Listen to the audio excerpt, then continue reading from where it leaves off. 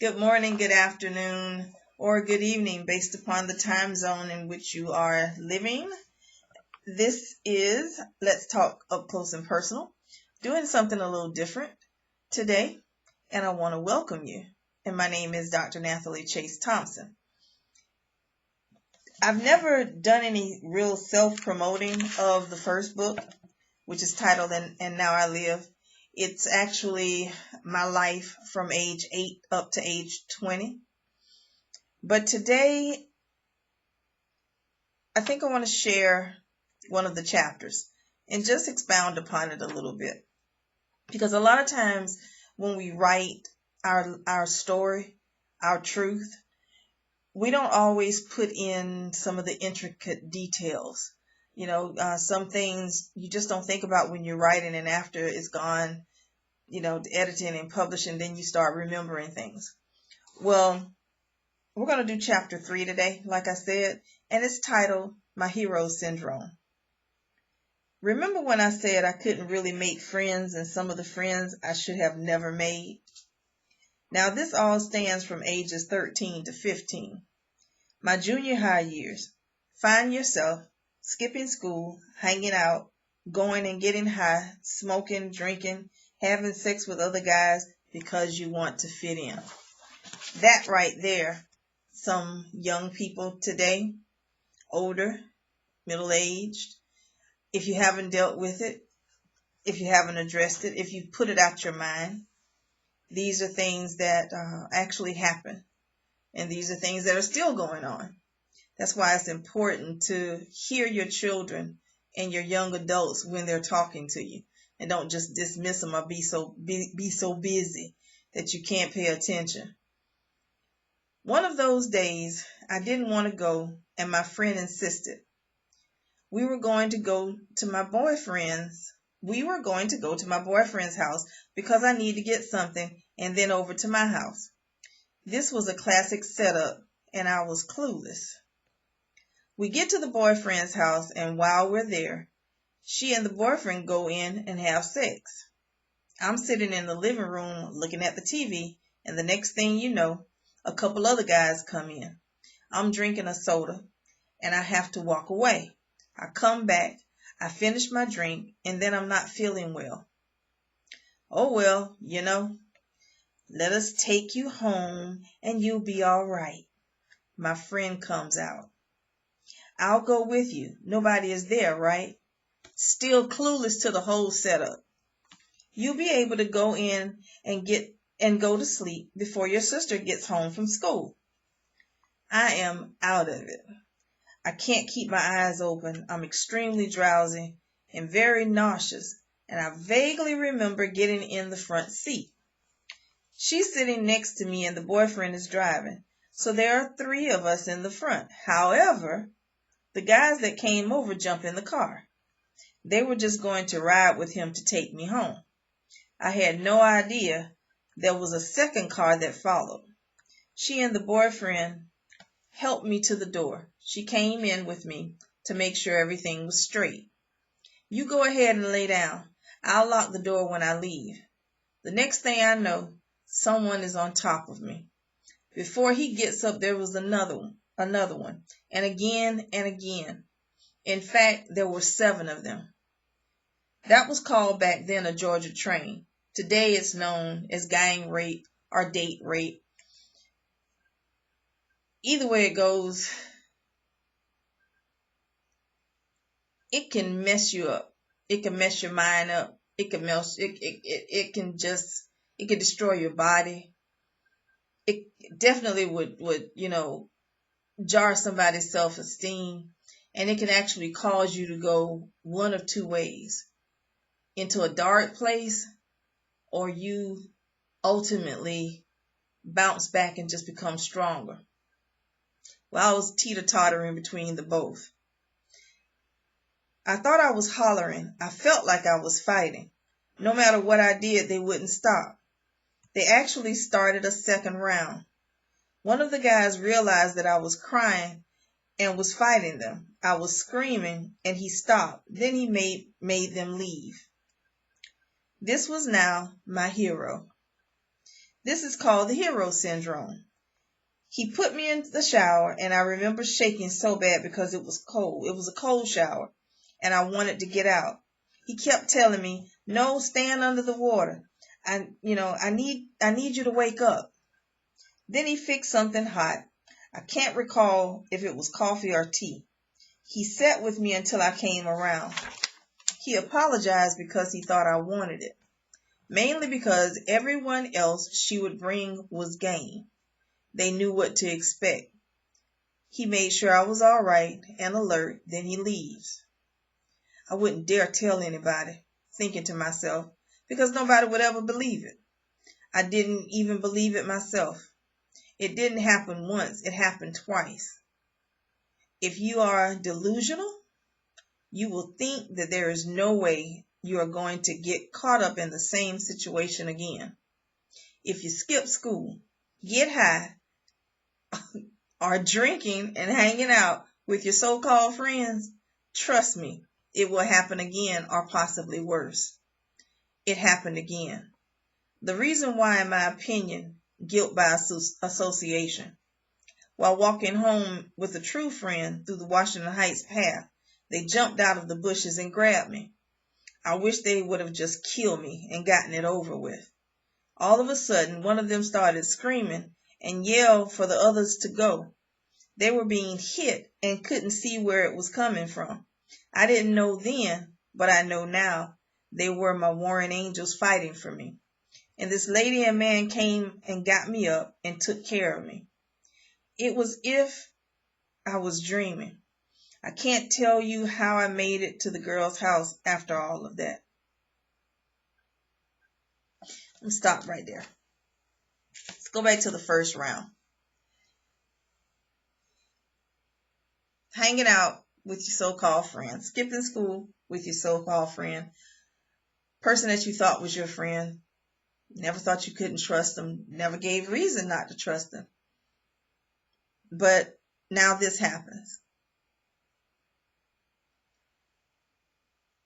The reason why it's classified as your hero syndrome, because out of all of them that were attacking you and doing this, although this person partook the first round also, now this person has stopped everybody and now they're tending to you.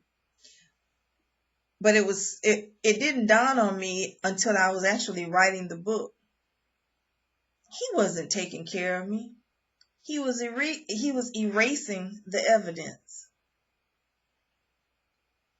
The one thing they tell you, the one thing we tell young ladies as well as guys, what you don't do after you've been attacked or assaulted, you don't wash up. You don't bathe. You don't shower. You put no water on you at all, because they have to do what they call a rape kit. They have to take specimens. How can they if it's been washed away? So when you look back in hindsight, he wasn't my hero. He was covering his tracks and covering the boys' tracks too. I know this person. We became friends. And I don't use that word lightly. We really, truly became friends later in life. It was just one of those times where in the wrong place at the wrong time, doing the wrong thing.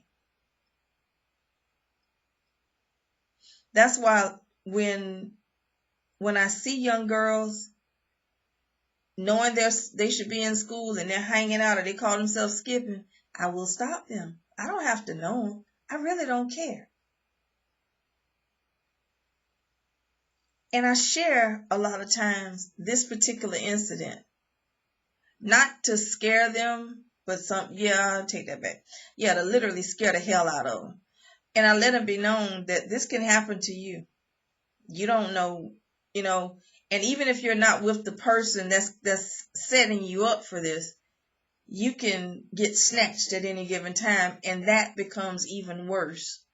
Or one of the fellas that you know, one of the guys that you know can come up and start talking to you and, hey, come on over here. We gonna get high. We gonna smoke a couple of joints and, we just gonna sit and watch TV. Nah, don't do it. Don't do it. Don't do it. Don't do it. Don't do it. Don't do it. And Forrest Gump, run. Could care less what a person says. Could care less what a person thinks about you. Get away. Because that may just save your life. Because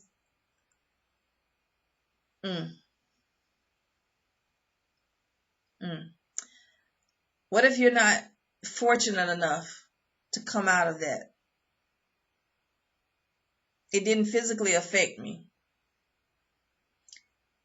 It messed me up a little bit mentally for a hot second, but I came out of it. But what if you don't? But what it did, it changed my perception of me. I was already withdrawn anyway, always trying to fit in, always wanting to be liked, would be around the popular girls, but at the same time, just not fitting in.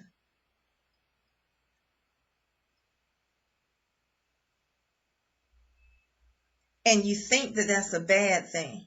You think that you're being rejected. When after years, I realized God was protecting me. Because I look at some of those same young ladies, if they're still alive, and all I could do is say, Lord, I thank you. I thank you that I didn't get caught up. I thank you that I was not a part of the club, a part of the clique. I thank you. God, I thank you. Thank you, Jesus. I thank you.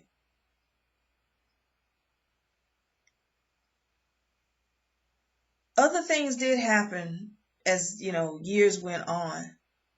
But in this particular incident, my life was spared. And that was a blessing.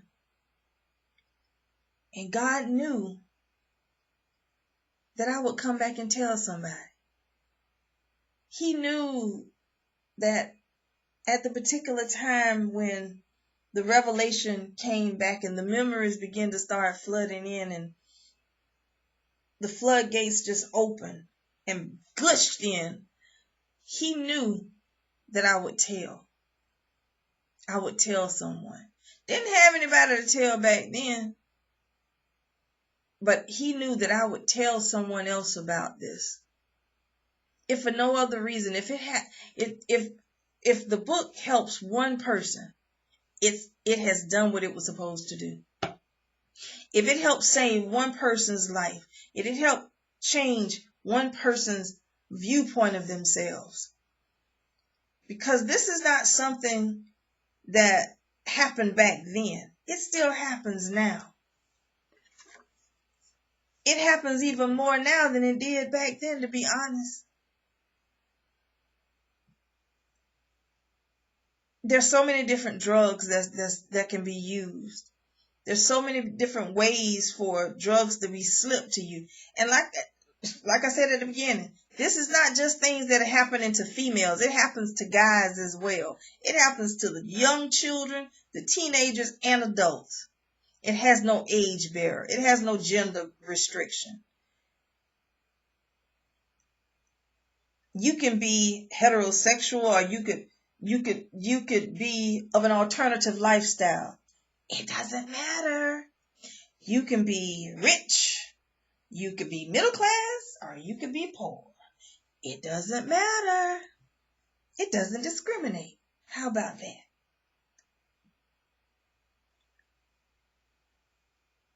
This is something that can then grow into sex addictions, grow into people beginning to turn tricks, grow into people beginning to snatch people, grow into sex trafficking. It can go so many different directions at any given time, like a plague.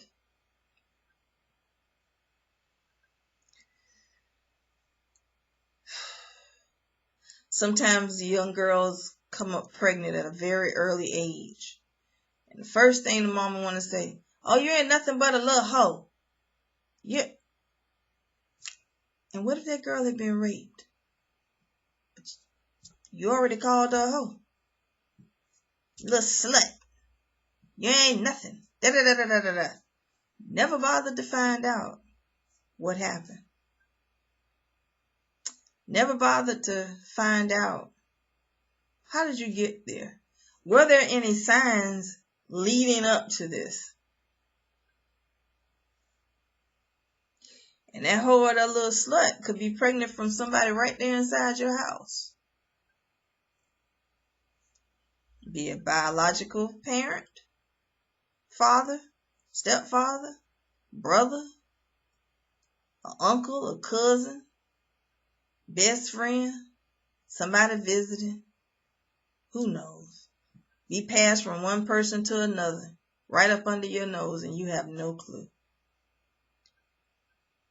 This is not designed to bring you down. It's just designed to wake some people up and to bring some awareness that this happened back then. This stuff still happens now.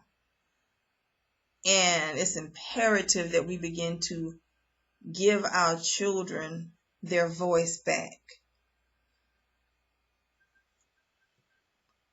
For some that are out on the street that don't want to, they don't want to be there. But the parents have shut them out. Well, guess what? God has allowed me to parent a lot of children that did not come from me. And I'm grateful that they saw something in me and saw where a safe place within me. Saw that they could come to me and confide in me, and that I wouldn't judge them. I wouldn't shun them. I wouldn't push them away and wouldn't think that they were beneath or filth or what have you. No.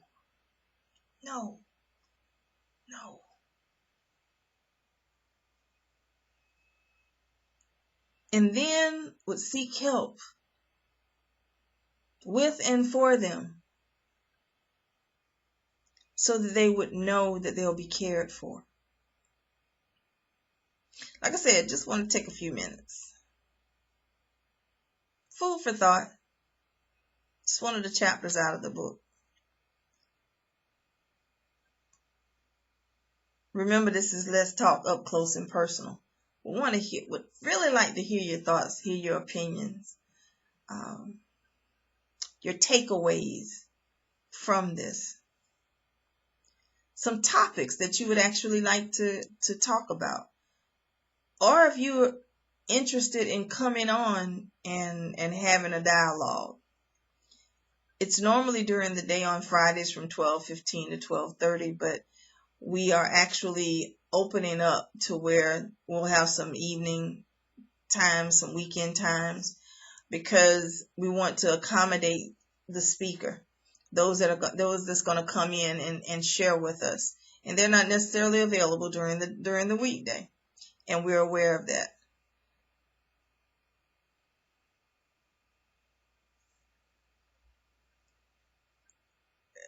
Just remember, I said parents listening to your children. You may not be a parent, grandmother, you might be an aunt, you might be an uncle, you might be a family friend, whoever you are. If that young person can't talk to their parent, you make yourself be that listening ear. That young adult feels like they can't talk, but you know it's something wrong, something is going on. You make yourself be their listening ear. You make yourself be their sounding board. That older person that's fighting, because they may have been the abuser themselves. So that door swings both ways. Whoever it is, whatever side of the fence they were on, avail yourself to them because they're seeking help. At the end of the day, they're seeking help. Be a blessing. Be a listening ear. Give them that space, that time to share. You could be saving someone's life.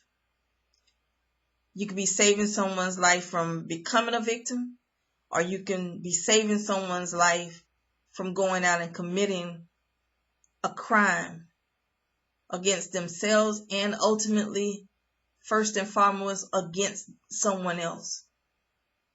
Stop living in your closed houses. Stop looking like, acting like you don't see anything and you don't hear anything until it knocks on your door. And for God's sake, if you've been through something, you know how it is. Be willing to help someone else. Because you may not have been able to get that help. I wasn't. But now I am an advocate to help others. I eat, sleep, and breathe what I do. First of all, because God has called me to it. Secondly, because He knew that because I came out on the other side of it, I'll be more than happy to be an advocate to go back and grab somebody else and pull somebody else out. This is just a little piece of what my life was growing up. But it really doesn't matter. I'm still here, clothed in my right mind, and having the ability to be there for others. And that's the key factor of it. So, again, this is Dr. Nathalie Chase Thompson with Let's Talk Up Close and Personal. As always, I pray that God's blessings be with you, God's hand be upon you, protection be surrounding you, that you prosper in everything that you stretch forth your hand to do in righteousness, that supernatural increase will be your portion, that health and healing be as breathing, and that your life be full of love and peace and joy.